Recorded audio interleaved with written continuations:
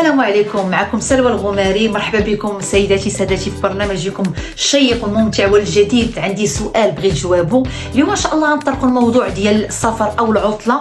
نتوما في نظركم كيفاش كدوزوا العطله او السفر؟ غنشوفوا اراء الناس، واش نتوما اللي كان عندكم شي راي خليوه لينا تحت في الكومونتير. السلام عليكم. بالنسبة لي العطلة هي أنني نسافر مع مي بارون ولا نمشي لكولوني دو فاكونس، ولكن دابا كاينة الدراسة باقي ما نسيوش دابا الفاكونس. مشي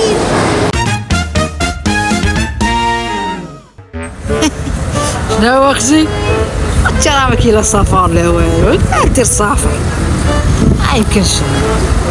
خدمه وما كاين فلوس. واخا كاين فلوس والو. واش نقول لك اختي؟ العطله هي تفويجه، هي المراح، هي بات ستريس بات هذا فهمتيني.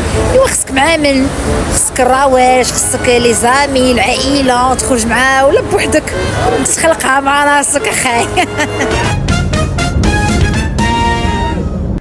واش نقول لك اختي؟ السفر تيبغي الحبه، تيبغي الفلوس، تيبغي بزاف د الحوايج. واخا نمشيو هانيه شلاضه ما طيشين ناكل اللي كاين، المهم نتمتع. هاني